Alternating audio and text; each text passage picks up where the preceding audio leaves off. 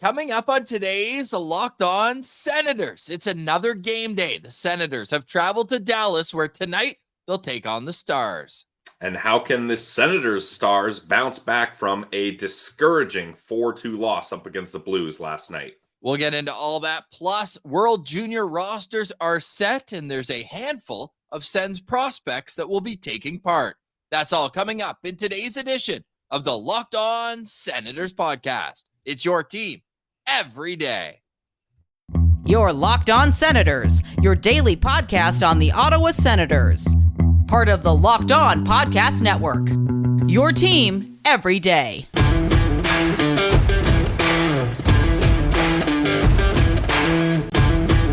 I'm Jake Sanderson, and you're listening to Locked On Senators podcast. I'm Tim Stützle, and you're listening to the Locked On Senators podcast.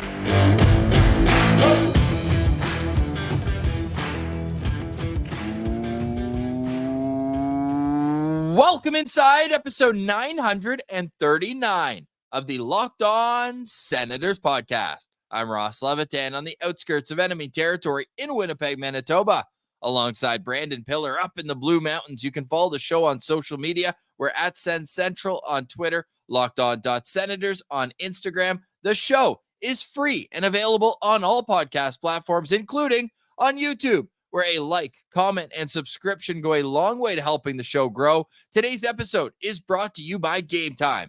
Download the Game Time app, create an account, and use code LOCKEDONNHL for $20 off your first ticket purchase. That is at Game Time.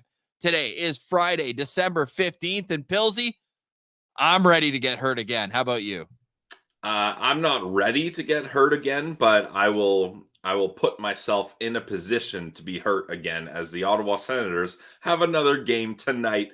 And this isn't a game up against a struggling team. No, this is a game up against a team that has been having a great season so far in the Dallas Stars.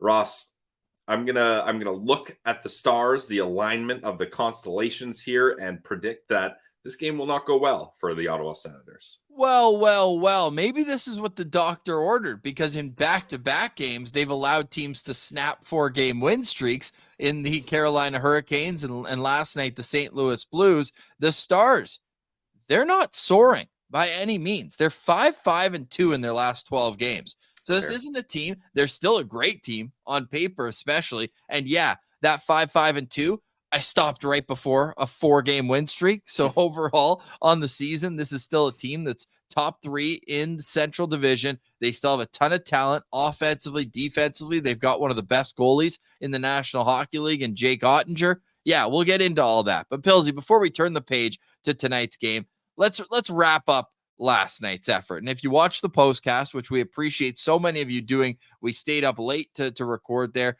And to me, it was a sign that apathy has not set in. Fans are very passionate. Fans are very upset.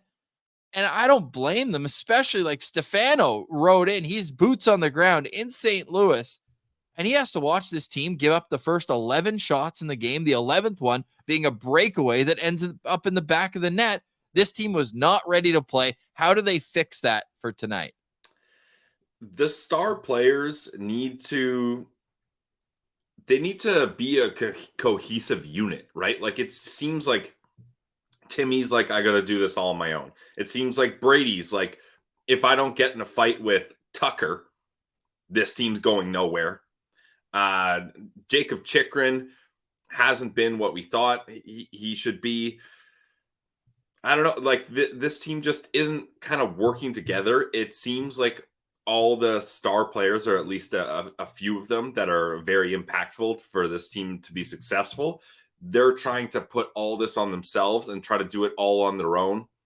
And then you just have multiple individual efforts that don't really lead anywhere. So tonight is a leadership game. This is a test for the leadership group for sure. Last night, the leadership group, they led in their own different ways, I guess, most notably Brady by dropping the gloves and getting the team fired up. But how did you feel about DJ Smith saying that woke up the team?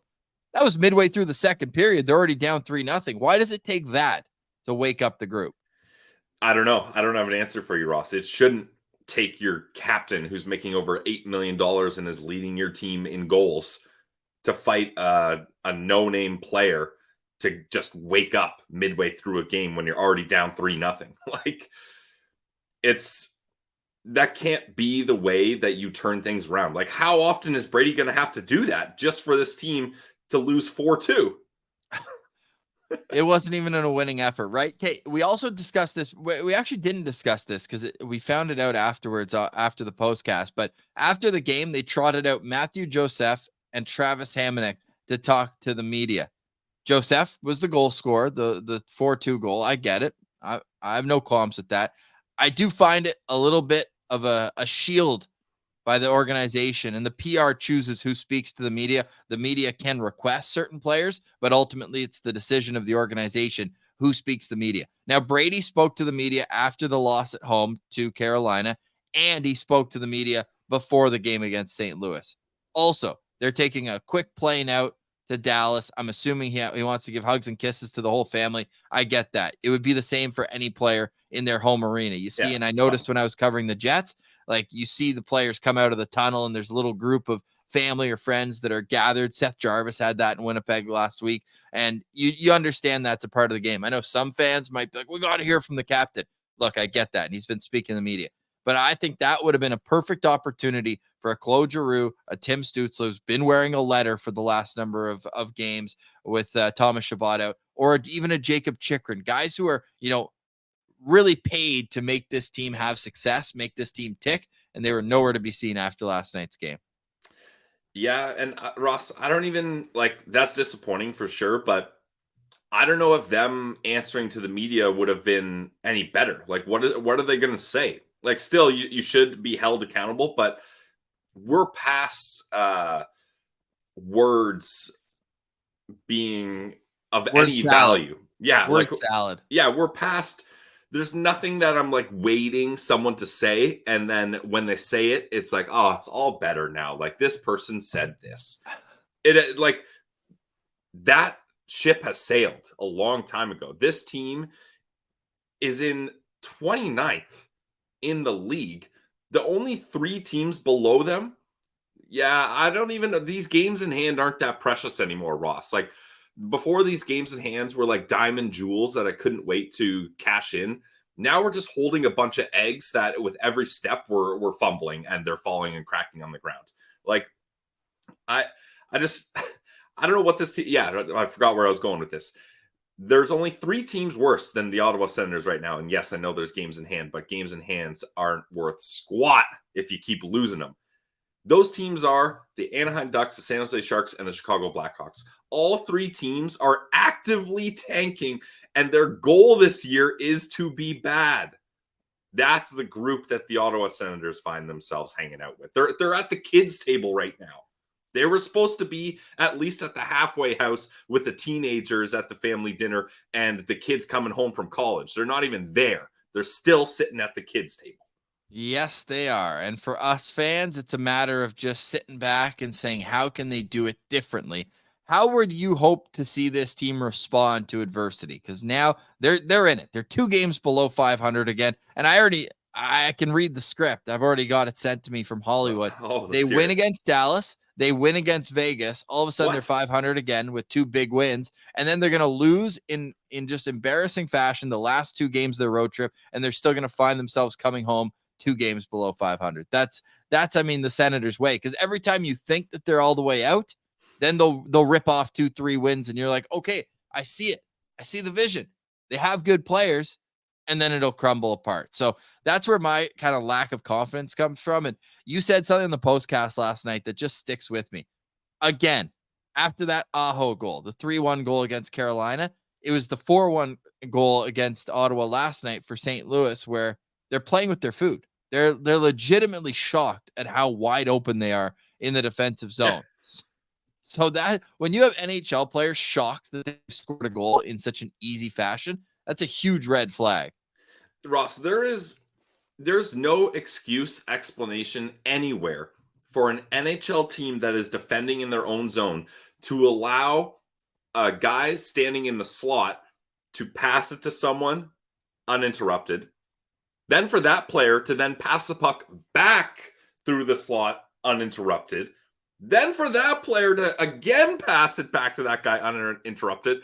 And we're not even done. There's one more pass that comes back through the slot uninterrupted that leads to a one-timer that leads to a goal. Like, how in any sort of structure and any sort of play is no one getting a stick in the lane for that many clean passes in a row in the offensive zone when one of the players is standing in that home plate area, the most coveted goal scoring area of the entire ice? It's too easy. And then Tim Stützle and Tarasenko are just gliding in, and man, they scored. I'll just turn to the bench now. Like, there's nothing. There's nothing there. That play was ultimate embarrassment.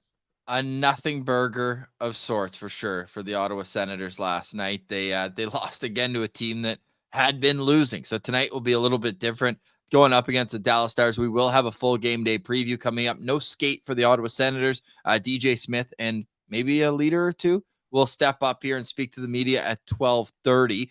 The game tonight, 8 o'clock Eastern, 7 o'clock Central. The game in Dallas, taking on, a Stars team that just year after year has gotten better and better. They hit their 2017 draft out of the park. Miro Heiskanen, Jason Robertson, and Jake Ottinger. They got their number one defenseman. Wow. They got a number one winger and a number one goalie, all in the same draft class. The Ottawa hope that's what the 2020 draft could be, but it just hasn't developed. The Stars, though, ironically, are a lot better on the road than they are at home. They're only 7-5-1 at home so far this season. So, look, this is a team that, they're 10th best team in the National Hockey League according to points. If you sort it by points percentage, they're 8th. And at the same time, this is a team that I think the Senators should be looking to beat tonight. We'll get into a full game day preview of that. And I want to touch on some World Junior talk because it's coming up quickly. We're only 11 days away from the start of the tournament in Gothenburg and in Sweden. So let's find out who is going to be representing the Ottawa Senators prospect pool and one late cut that really sucks. All that's coming up. You're listening to Locked On Senators. It's your team every day. Today's episode is brought to you by our friends over at Game Time. Game Time is the official ticketing app of the Locked On Podcast Network. Buying tickets to your favorite events doesn't have to be stressful, guys, now that you know about Game Time. Game Time is the fast and easy way to buy tickets for not just sports, not just hockey, but music, comedy, and theater near you. With killer deals on last-minute tickets and their best price guarantee, stop stressing over the tickets. Start getting hyped for the fun night out you're going to have. Forget planning months in advance. Game Time has deals on tickets literally right up to the day of the event. You can get exclusive flash deals on tickets for any sports or entertainment you want. And the Game Time guarantee means you'll always get the best price. In fact, if you find tickets in the same section and row for less, Game Time's going to go ahead and credit you 110% of the difference. Get images of your seat before you buy so you know exactly what to expect when you arrive. And you can buy your tickets in a matter of seconds. 2 taps, boom, tickets on your phone. Nice and easy. So download the Game Time app, create an account, and use code LOCKEDONNHL for $20 off your first purchase. Terms apply. Again, create an account and redeem code LOCKEDONNHL for $20 off. Download Game Time today. Last minute tickets, lowest prices, guaranteed. Today's episode is also brought to you by Farm to Fork, farmtoforkdelivery.ca. Farm to Fork is a premium meat and seafood company that is servicing the Ottawa area. It's a local company. Derek's a huge Sens fan. He bought this company and wants to take it to the moon. And he's doing that with quality ingredients. All of their meats are hand cut at the butcher's table and flash frozen into individual vacuum sealed things so that you could take them out of the freezer just what you need that certain day. If you don't think the quality or you're worried about the quality, just look on Google. 5-star reviews, on average 5-star reviews out of 5. It's unreal how quality this meat is. We've had it before. My parents always make sure to stock up their orders in Southern Ontario. They're now available all in Ontario, all in Quebec, and up in Nunavut. Pilsy, I know you love the Farm to Fork burgers as well. I love their steaks. I like the grass-fed AAA aged 28 days top sirloin. You can get those right now. 10 steaks for $100. What a deal over at farmtoforkdelivery.ca. Taste the Farm to Fork difference, and that means that you're eating all naturally raised meats, no antibiotics, no added hormones. They're ethically raised. And when you're looking at their poultry products, they're cage-free and air-chilled. They also have sustainable seafood selections. You can get wild-caught salmon from BC, and make sure you go to their website, farmtoforkdelivery.ca, and check out all their bundles that you can make. That's a great way to save and to try out all of their great food. Go to farmtoforkdelivery.ca and use our promo code LOSP10. That's LOSP10. Gets you 10% off your first purchase. Farm to Fork Delivery. Taste the farm to fork difference. You will never go back to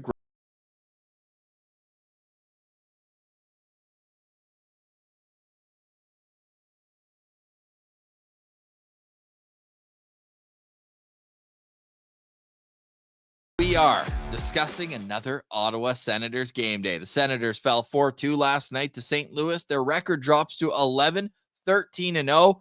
They did get a 2-point performance from Jacob Chychrun, a pair of secondary assists. I was a little surprised to see on those stat sheets that they put out after the game, the bars that we don't really understand, but typically, Pillsy, it does match the eye test. I was surprised to see that Jacob Chychrun was the Senators' best player according to those metrics last night. I was also surprised, but I mean, it's not like I had other guys in mind that, oh, this guy played a lot better or this guy was a standout. We didn't even do standouts for yesterday's game, so who knows how they're deciding that was a good game for Jacob Chychrun. Yeah, they had the defense was pretty bad for them, but the offense made up for it, and the production aspect, again, does get 2 assists. They actually had the lowest in last night's game was Artem Zub, who was a -3, didn't have his best effort. Yeah. Unfortunately, Eric Brandstrom down at the bottom. Same with Tim Stützle and Vladimir Tarasenko. That back check alone should get them at the very bottom of that list. Some good performances, Ridley Gregg, Drake Batherson, and when you see Travis Hamonic that high up and he's played 10 minutes and taken 2 slap shots that went about a combined 30 feet wide of the net, you know that the team is in trouble. But tonight is another opportunity, and they're going up against a couple of #Sens abroad as Matt Duchene and Evgeny Dadonov. Yeah, that Evgeny Dadonov are going to be hoping to have first-round production against the Ottawa Senators. But before we get to the Dallas Stars, let's take a peek at this from the Ottawa Senators circumstances. And again, the Senators aren't skating this morning. You wouldn't expect them to. Second half of back-to-back. You got to save that energy for the game. And we're expecting it to line up the exact same. Josh Norris between Brady Tkachuk and Claude Giroux. Tim Stützle between Vladimir Tarasenko and Drake Batherson. Ridley Gregg in between Dominic Kubalik and Mathieu Joseph, and then Rourke Chartier with Parker Kelly and Mark Kostelic. On the back end, Jake Sanderson with Jacob Bernard-Docker, Jacob Chychrun with Artem Zub, and Eric Brandstrom with Travis Hamonic. The only thing we flipped is Anton Forsberg in goal. We know how rare it is these days for goalies to play both ends of a back-to-back, so we expect Anton Forsberg to get the start tonight in this 8 o'clock start. Pilsy, your locked-on player to watch. Well, usually I go with, one of the star offensive players, but I've just been very unmotivated by those guys recently. So I'm going to switch things up here, and I'm going to highlight and be locked on to number 24, JBD. I mean, this guy, I forget what exactly TSN 1200 said, but his teeth got knocked to the back roof of his mouth, and he's going to lose some teeth, and he's still out there. He's wearing the cage. He's battling. He's playing with Jake Sanderson. I think JBD has been turning into the defenseman we always hoped, where you're like, oh, I didn't really notice JBD. Nice, simple, safe, responsible night for him. So I think JBD is a guy that I want to see keep progressing, so that when Tom Chabot does come back, the odd man out in this decor should be very painfully obvious to DJ Smith, and I don't want it to be JBD. So I'm going to be locked on to him to keep making the best out of his opportunities he has here. Yeah, I think that's a great call tonight, Billsy, because you look at it, and the Dallas Stars, they come in waves. They've got so many really strong wingers, especially on their team. So they're going to need JBD tonight. They're also going to need a bounce back from that other pair, right? Like they're going to need to have Jacob Chychrun and Artem Zub playing a lot better hockey than we saw from them last night if the Senators are going to have any amount of success in tonight's game. My locked-on players, Claude Giroux. When the times get tough, you have to look at your leaders to be your best players. I thought Claude Giroux had a pretty bad game for his standard last night, -2, brutal in the faceoff dot, went 3 for 10 in the faceoff circle. Yikes. And he's going up against his clone tonight, the guy who I've cloned him with, and that's Joe Pavelski. So I want to see him win that one-on-one individual battle that I'm creating. And last night also ended a 4-game point streak for Claude Giroux. He's been playing great hockey, and I have no doubt that of the guys who can get this team back on track, Claude Giroux is going to be one of the more vocal guys, and they're going to need him going forward. So I've got Claude Giroux as my locked-on player tonight. Yeah, I like it. He did hit that post late in the game, but again, that was an opportunity where it wasn't going to change the game much. Yeah, exactly. So, yeah, Claude Giroux is a guy that I think similar to Tim Stützle, Brady Tkachuk, Ross, where you could look at their stats when they're having good games, the team is winning. When they're not, this team struggles. So hopefully Claude can bounce back here. And with the Citizens, Pilsy, I don't know if I've seen one this close yet. So we just, you know what? We put the double whammy out there for the Ottawa Senators here with the Citizens pick for tonight's game. And we went with both Brady Tkachuk and Tim Stützle. Why did we do that? Both these guys need to have a good game, especially Tim Stützle. Like, that was not a great performance for him. And then Brady Tkachuk, I mean, he has that fight that wakes everybody up, but other than that, not too much going on for him either. And when you have guys like Timmy and Brady, wow, yeah, that is close, 36% vote apiece. This team's not going to be able to have success with the way they're playing if these top end guys aren't going. So let's hope both these guys can get going. I can't remember the last 2-game stretch where Tim Stützle had no points and was -4. Like, it has to be the COVID year, no? Probably, yeah. Like he's gone stretches. I know he went that 4-game stretch in late 2021 when the team was just brutal. But for him to go this quiet for this long, it's a bit of a concern, I gotta say. And I'm curious to see what the ice time allocation is going to be tonight, especially in the second half of back-to-back, because Stützle led the Ottawa Senators forwards in ice time last night, and it wasn't particularly close. Josh Norris played 20 minutes and 37 seconds. Timmy played 3 full minutes more. No other forward was even over 20. So you're looking at a time here where I know that, look, we've kind of speculated that maybe he's not at 100%. That's complete speculation. We have no clue other than the fact that his wrists are taped up, that he's wearing the kinesiology tape. He just looks like he's being pieced together right now. But he's also, we got to remember, he's still 21 years old. Like, yep. You're hoping that this isn't a situation where DJ is like, oh, I need to keep my job. Like, no matter, as long as Timmy says he can play, he's going to play 25 minutes. Like, there might have to come a time where Timmy's playing 18 minutes and 19 minutes for a bit of a stretch here. So they're not just Thomas Chabotting him, where it's like, all of a sudden, like, what are we doing? Thomas Chabot's played 100,000 minutes and now he's looking, worse for wear because of it. So I'm hopeful, Pilsy, that that's not the case here, and that Timmy can get through whatever he's going through right now and get back producing, because this team's at its best when Timmy's dancing, and more importantly, when Tim Stützle's making good decisions with the puck. Yeah, unfortunately, though, Ross, this is a Dallas Stars team that is not going to be easy for Tim Stützle to bounce back, right? Like, if this was one of the lower basement teams, one of the few teams lower than the Sens in the standing, sure, you can be like, all right, here's a good night to come back. But he's got his work cut out for him, as this whole road trip, even the Arizona Coyotes, is going to be tough for this Ottawa Senators squad. Okay, those are our locked-on players to watch tonight. Again, 8 o'clock start. We'll have the postcast for you again a little bit later, probably the same start time as last night. All right, Pilsy, after the break, let's talk about the Dallas Stars. What makes them such a great team? And let's get some World Junior chatter. That's all next. You're listening to Locked On Senators, your team every day.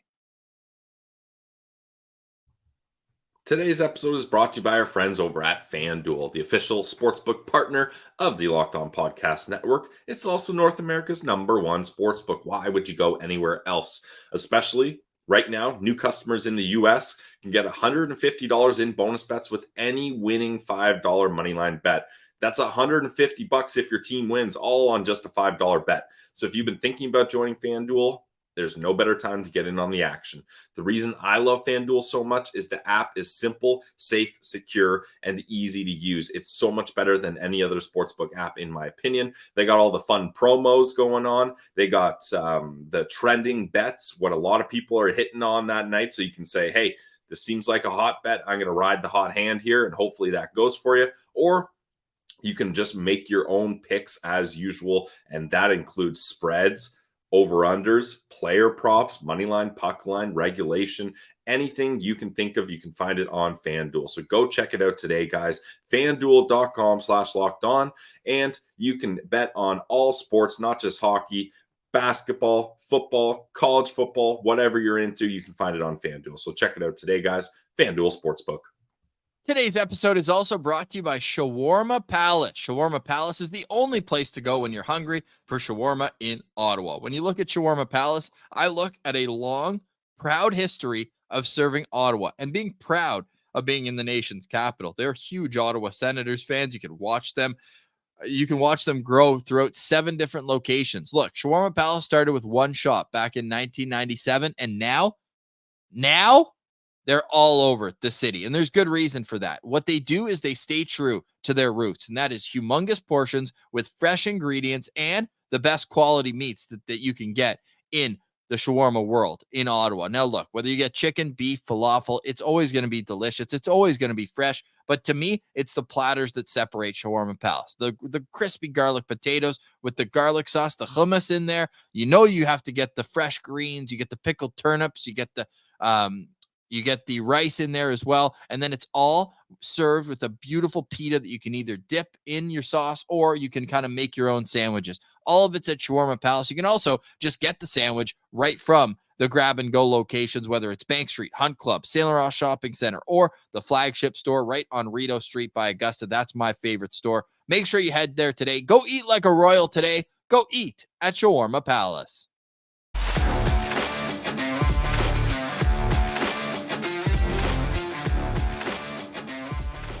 All right, Pilsy, here we are. Game day, Senators game day. Oh, here we go. It is up against the Dallas Stars. And when you're looking at this Ottawa Senators team, they really should just be focusing on themselves, like versus taking a look at this team that they're going up against, because that it could be intimidating, I think, for this young team, a team that, looks over across here, and this is a veteran squad they're going up against.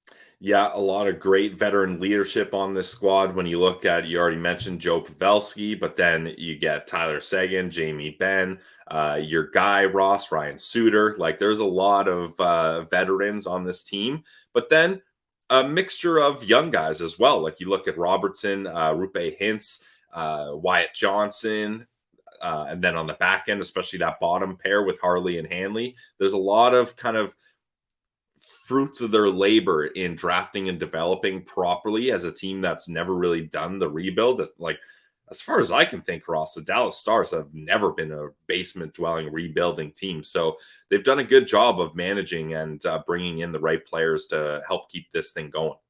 So I was lucky enough when I was hosting Jets at Noon a couple weeks ago, we had Jim Nill on, the Dallas Stars GM. And Great you guy.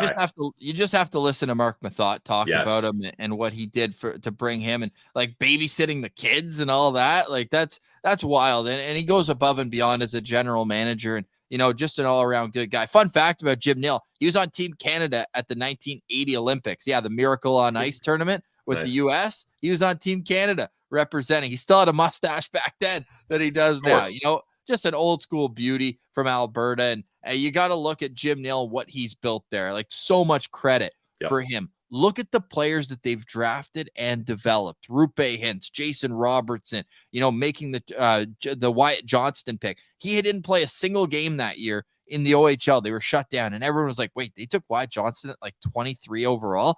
We thought he'd be a second-round pick. I remember doing his draft profile. Mm-hmm. He played under Mark Savard in junior, and he was like, banging on the table for him. And then now look at him. One of the best young players, 20 goal scorer. Him and Shane Pinto kind of, led all that rookie class last year in goal scoring. And even further down, you look at Miro Heiskanen, you look at Esa Lindell. How about this? The Harley Hanley pairing on the back end. Like Harley, another first-round pick. And then we already talked about Jake Ottinger. But this Stars team, they're built to win, but they also, I don't want to call it luck, but because of the culture that they've built around their team and no state tax, they've been able to attract a pair of players. One of them is like my least favorite player in the NHL, Ryan Suter, just a boring player. I've been squatting on that take for literally a decade at this point, but not only him, but Matt Duchene coming in. These guys who have been bought out from long, high-earning contracts are taking less because they have a second paycheck coming in, so they wanted to pick the best place for them. Billsy, I don't know who your lookout player is, but I can tell you that I'm looking out for Matt Duchene tonight because the numbers on this guy are insane this year. There's one streak where he had, I think, 4 game-winning goals in a matter of 7 games. Like, he's just been everything you'd want and more right now for the Dallas Stars. He's up to 21 points in 26 games, and he's making nothing. He's making $3 million. So it's, to me, that's where they've been able to create so much extra depth and flexibility in their roster based on these 2 players that they've been able to put into top 6, top 4 roles at a lot less than their market value. And the thing is, too, Ross, like, obviously the no state tax and a successful team makes going to Dallas an enticing decision. But Dallas is famous for having the worst travel schedule by far in the league. So for players to be aware of that and still be like, you know what, the benefits outweigh all that brutal travel I'm going to have to do, that says a lot about what this team's been able to put forth. You took my guy. Duchene definitely is a guy I'm going to be looking out for.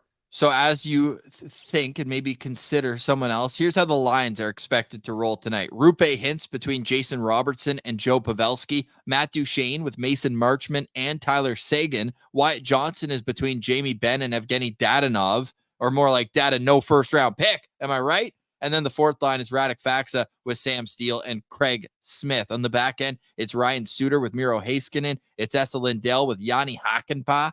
And it's Thomas Harley with Joel Hanley. And we expect Jake Ottinger to get the start in goal. Dallas has been off for the last number of days. They haven't played since beating the Detroit Red Wings on Monday. Ross, I like that Boston accent you gave for Yanni Hakanpää. I just love that name. Yeah, so I thought you were going to take this guy, Ross. You took my guy, so I'm going to go ahead and take your guy, number 16, Joe Pavelski here. I mean, the guy leads the team in points. He's almost a point per game player, 26 points in 27 games, making what, $3.5 million, I think? Let me double check that.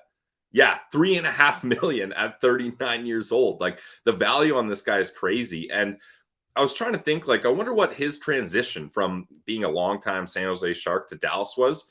When he first came to Dallas, 31 points in 67 games. I think everyone was like, ooh, like, maybe the Stars jumped the gun and gave him a 3-year deal for an aging guy, and it's not really working out here. Well, all it took was 1 year, and he turned things around.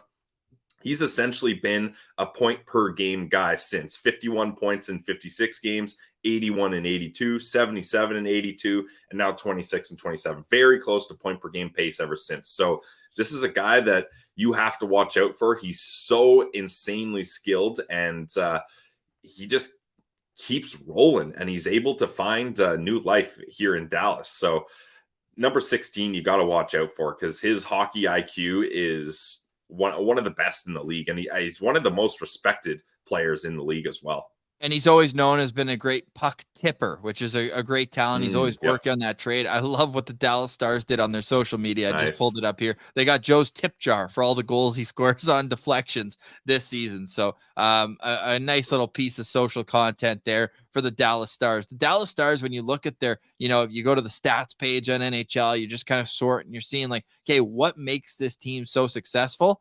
And the answer's a bit of everything. I mean, they'd probably tell you they want to be a bit higher than they are in goals against. Right now, they're at 3.07 goals against average as a team. That's 14th, right in the middle of the pack for the National Hockey League. So that's something that I would imagine they want to work on at 5-on-5, because their special teams are money. They've got the 7th best power play in the National Hockey League and the 4th best penalty kill. So it's going to be a tough night for the Ottawa Senators when it comes to special teams. And for the Sens, like, they've been anything but special outside of that Detroit game. They haven't scored a power play goal in 4 straight other than that Detroit game. So you're looking at a situation now where the Senators, they haven't even really earned a whole lot of power plays over this stretch. So maybe it's something where they have to find themselves in the dirtier areas. And I know I keep going back to the Detroit game. They went 2 for 6. Okay, that's great. Outside of that, 0 for 3, 0 for 3, 0 for 2, 0 for 4, 0 for 2. And then their PK, it was 3 for 3 last game, so we're going to give them some credit there.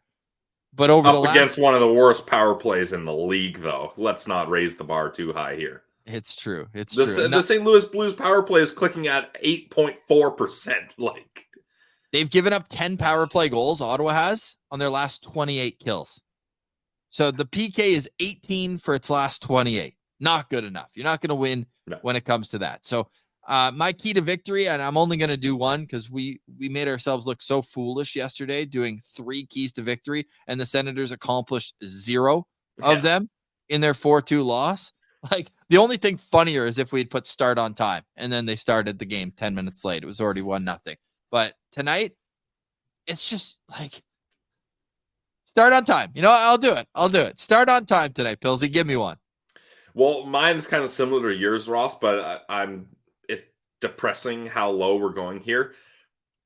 When things are going very badly for you, not you specifically, Ross, for people in general, sometimes it's a good strategy to start compartmentalizing things and just work on one little thing at a time. And then once you're good at that little thing, now let's add another little thing. And then you just keep building until you can kind of bring a complete package. So this is where we're at. We're losers.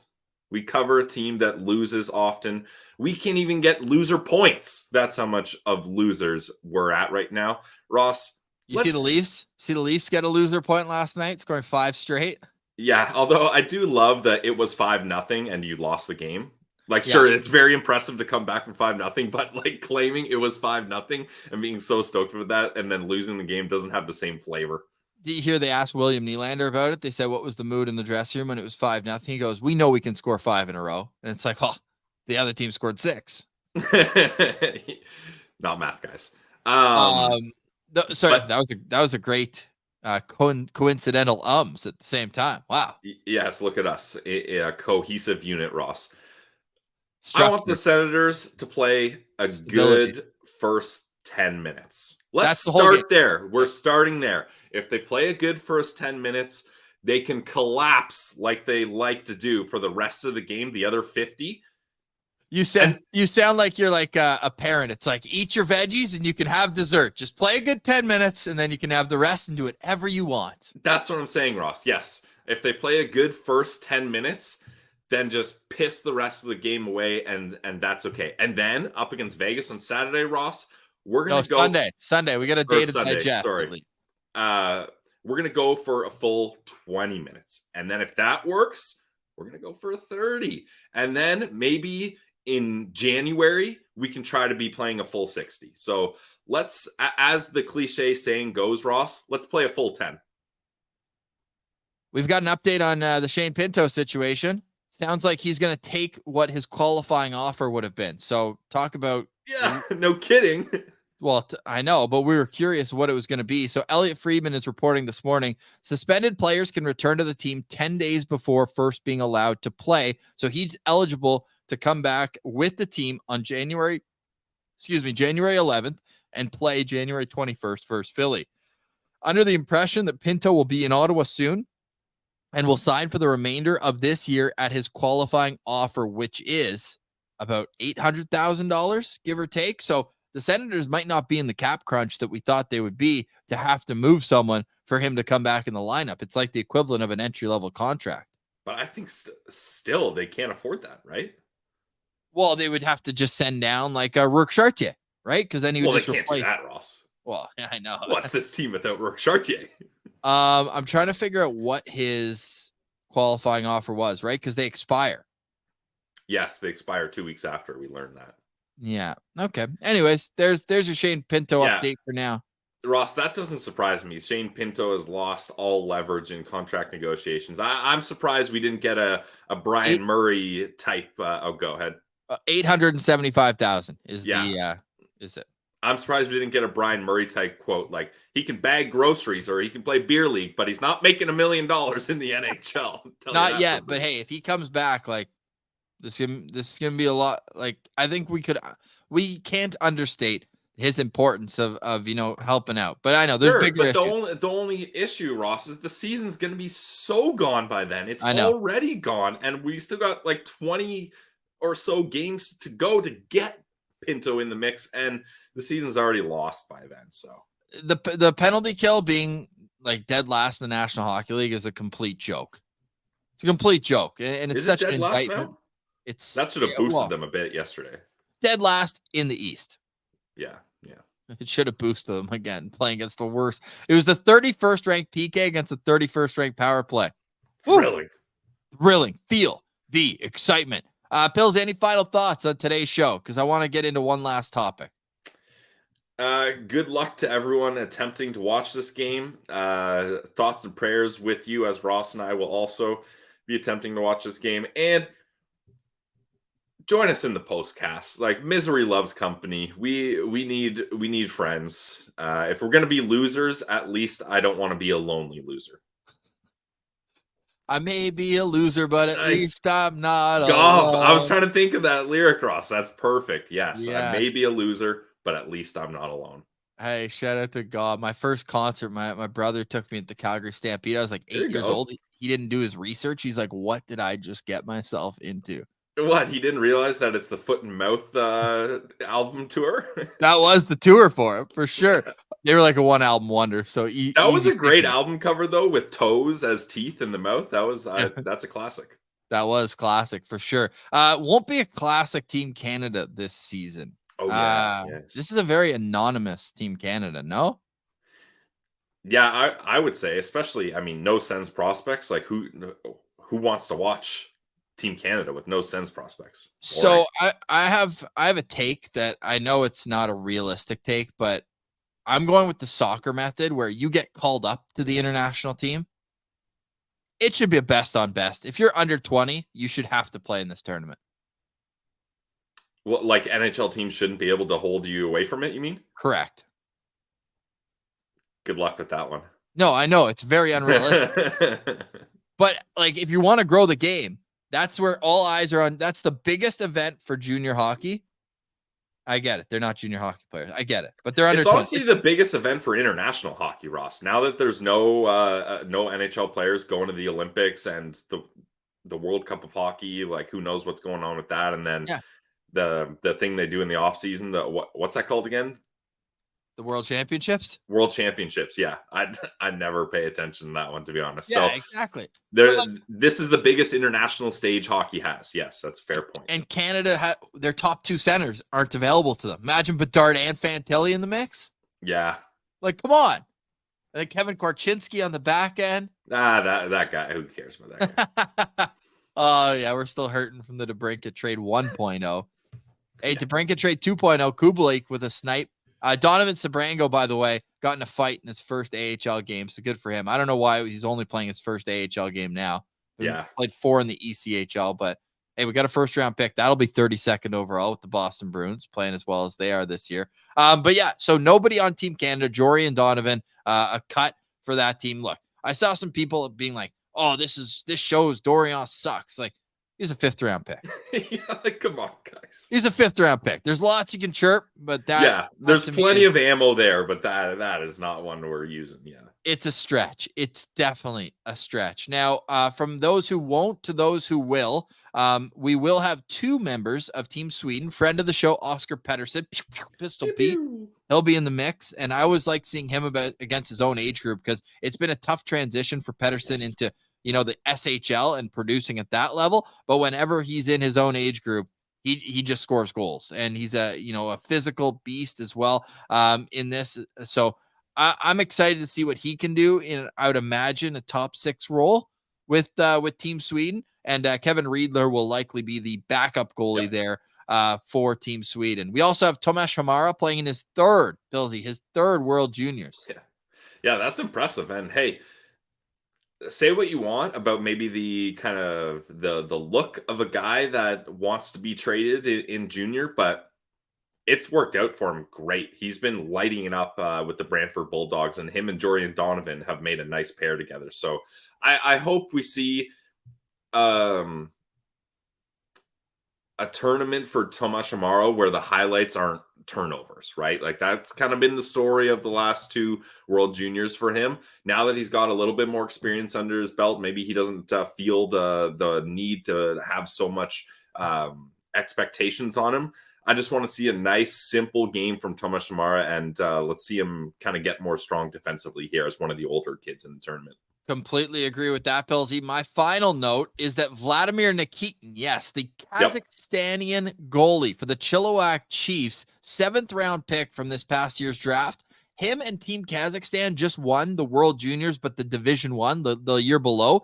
And how perfect of timing is that, Pillsy? Look, he had an awesome tournament against bad teams, but yeah, the World Juniors next season are in Ottawa, and Kazakhstan has been promoted. So we'll have Vladimir Nikitin in Ottawa next Christmas to play in the real World Juniors. So stick taps to him and Team Kazakhstan for the incredible tournament, and shout out to stick taps to Sens prospects for always keeping tabs on the Ottawa Senators prospect pool. We got that info from him. All right, Pilsy, that's all for today's show. We'll see you in the postcast after tonight's game. Senators at Dallas take on the Stars. I've been talking with John Abbott. Likely we're going to have John Abbott on Monday's show. He's calling every game on this road trip. So we're going to check in with Abs. He's going to be live in Arizona. Hopefully he's got the sun lotion out. He's got the cacti in the background. Abs is an absolute beauty. We love having him as a friend of the show. So expect to hear from Abbott next week and a whole lot more. We'll chat with you after tonight's game. And oh yeah, we didn't preview the Vegas Golden Knights, but they're coming. They're just around the corner. 5-game win streak. Yeah. Big gulp. They've got the Buffalo Sabres tonight. So go Knights tonight. And then hopefully they go to sleep at night on the Sunday. Martian will be boots on the ground. He'll join us in the postcast after that game. So make sure you're subscribed on YouTube, following the show wherever you get your podcasts, including on Twitter at Sens Central. For today, we say goodbye. Have a great day, Sens fans. We'll talk to you tonight. For Brandon Piller, I'm Ross Levitan. This has been the Locked On Senators podcast, your team every day.